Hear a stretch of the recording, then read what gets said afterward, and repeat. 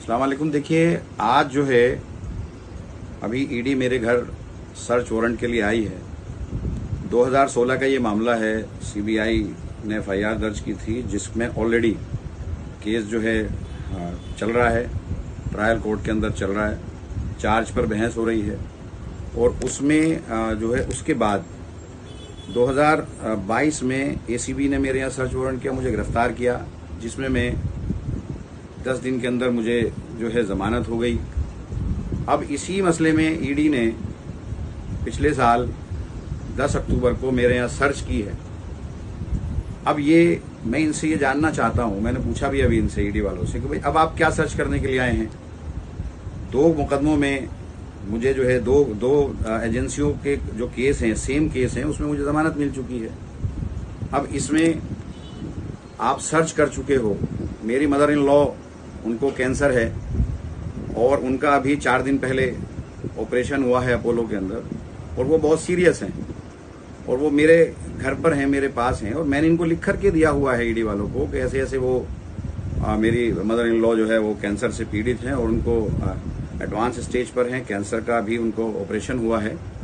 और वो अगर उनको कुछ हो गया या वो यहीं अगर उनकी खुदा ना करे कुछ ऐसा हो गया जिसका क्या उसका ये जवाब देंगे। अब अभी तक तो कुछ साबित नहीं हुआ। फर्जी मुकदमा मुझ पर ये लगाते जा रहे हैं, एक के बाद एक के बाद एक के बाद एक। और इसी ईडी वाले केस में तो ऑलरेडी सीबीआई से मैं जमानत पर हूं, एसीबी से मैं जमानत पर हूं, चार्जशीट सबमिट सीबीआई में हो गई और उसमें कहीं भी नहीं है। खुद एसीबी वालों, सीबीआई वालों ने कहा कि हमारे को कोई ऐसा सबूत नहीं मिला जिससे ये साबित होता हो।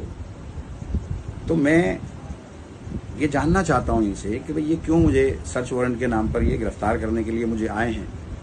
हर नोटिस का मैंने इनको जवाब दिया है। एक मरतबा सुप्रीम कोर्ट के कहने पर 8 अप्रैल को 13 घंटे में ईडी के अंदर रहा, पूछताछ की, और उसके बाद में 13 घंटे बाद में आया। सर्च ये ऑलरेडी कर चुके हैं, पहले एसीबी सर्च कर चुकी है, उसके बाद ईडी सर्च कर चुकी है। अब क्या सर्च करने के लिए को खत्म करना। अरविंद केजरीवाल को गिरफ्तार किया, 17 महीने मनीष सिसोदिया को गिरफ्तार किया, मुझे 6 महीने जेल में रखा, सत्येंद्र जैन को जेल में रखा है। और जब ठीक चुनाव करीब आ गया तो अमानतुल्लाह को आज पकड़ के जेल में डाल दिया, क्योंकि अब जमानत हो रही है एक के बाद एक। और अब अरविंद केजरीवाल जी को भी जमानत मिलने वाली है, वो भी बाहर आने वाले हैं। तो कोई ना कोई खबर चाहिए तो अमानतुल्लाह को गिरफ्तार कर दिया। निराधार बेबुनियाद कोई मामला नहीं है अमानतुल्लाह के खिलाफ। कैसे गिरफ्तार किया गया? एक इंसानियत होती है, इंसानियत को कुचल कर गिरफ्तार किया गया। अमानतुल्लाह की सासू मां का कैंसर का ऑपरेशन हुआ है 3-4 दिन पहले। वो गंभीर हालत में अस्पताल से यहां लाई गई और घर पे एक वृद्ध महिला जो जिंदगी और मौत से जूझ रही है। घर वाले बता रहे हैं कि भाई उनकी हालत ठीक नहीं है, हमने आपसे लिख के समय मांगा है। ऐसा भी नहीं कि ईडी को नहीं पता था। अमानतुल्लाह की मदर इन लॉ के बारे में ईडी को नहीं पता था, ये भी नहीं है। लिख के सूचना दी गई कि हमें कुछ समय दे दीजिए, हमारी मदर इन लॉ की तबीयत खराब है, उनको कैंसर हुआ है, कुछ वक्त दे दीजिए, हम इन्वेस्टिगेशन जांच करेंगे।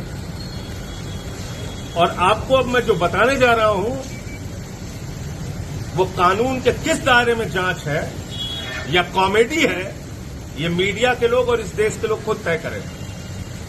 2016 में वक्फ बोर्ड का एक मामला बनाया जाता है और उस मामले के आधार पर सीबीआई पर्चा दर्ज करती है। पहला पर्चा 2016 में। 6 साल तक सीबीआई जांच करती है उस मामले की। 6 साल के बाद फाइनल चार्जशीट दाखिल करती है, अमानतुल्लाह को गिरफ्तार नहीं करती है और सीबीआई कहती है उनके खिलाफ रिश्वतखोरी का, भ्रष्टाचार का, आर्थिक अपराध का कोई मामला नहीं मिलता। 2020 में इसी मामले में एंटी करप्शन ब्रांच एसीबी वो मुकदमा लिखती है। इसी मामले में ईडी कूद पड़ती है, ईडी मुकदमा लिखती है। 2022 में एसीबी अमानतुल्लाह खान को गिरफ्तार करती है। अमानतुल्लाह खान को उसी मामले में जमानत मिल जाती है। कोर्ट कहती है, कोर्ट की टिप्पणी है, जब एसीबी से जमानत मिली कि अमानतुल्लाह खान के खिलाफ कोई भी भ्रष्टाचार, आर्थिक अपराध, रिश्वतखोरी का मामला नहीं है। उसके बावजूद 2023 में अमानतुल्लाह खान के घर पे ईडी का छापा होता है, ईडी की छापेमारी चलती है। फिर 2024 में ईडी बुलाती है, 13 घंटे तक पूछताछ करती है। किस मामले में पूछताछ कर रहे हो? जिस मामले में जमानत मिल चुकी है, जिस मामले में सीबीआई की फाइनल चार्जशीट दाखिल हो चुकी है। ये ड्रामा नहीं है, कॉमेडी नहीं है, तो क्या है? और आज सुबह सिर्फ गिरफ्तार करने के उद्देश्य से, जेल में ठूसने के उद्देश्य से, जेल में डालने के उद्देश्य से अमानतुल्लाह खान को गिरफ्तार कर लिया गया।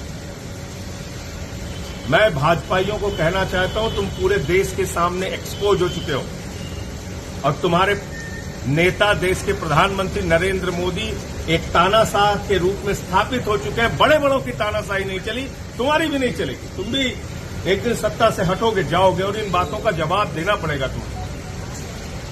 आप सिर्फ गिरफ्तारी पे गिरफ्तारी किए जा रहे हैं। सुप्रीम कोर्ट से ईडी को लताड़ लग रही है, सीबीआई को लताड़ लग रही है, जांच एजेंसियों को लताड़ लग रही है। बावजूद इसके आप सुधरने का नाम नहीं ले रहे।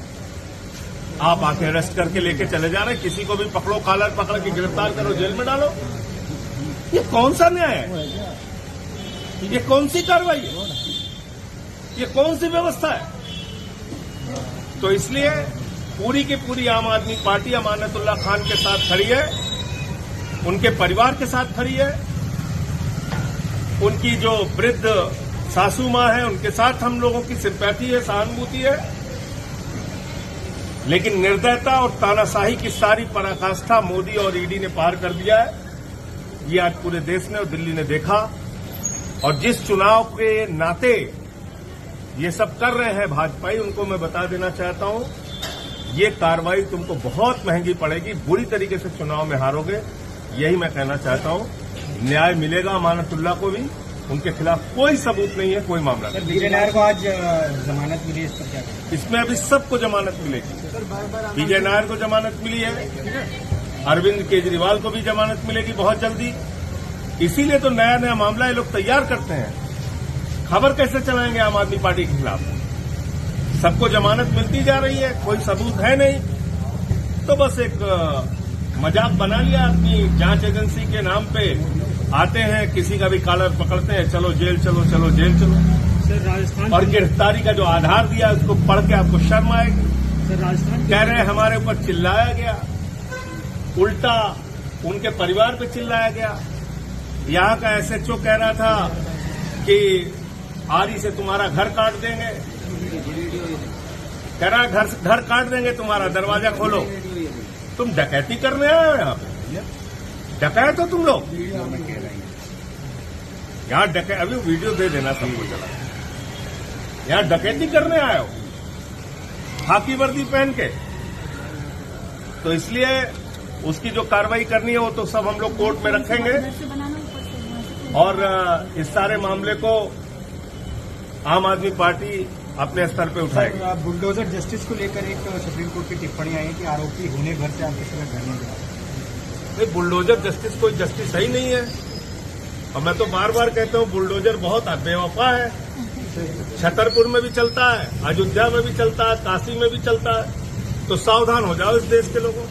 एक दूसरे पे बुलडोजर चलने पे जो लोग खुशी मनाते हैं, मैं उनको कहना चाहता हूं, ये बुलडोजर बहुत बेवफा है। कब तुम्हारी घर की तरफ मुड़ जाएगा पता नहीं। इसलिए सब लोग मिलकर इसका विरोध कीजिए। इस देश में हिंदू मुसलमान सब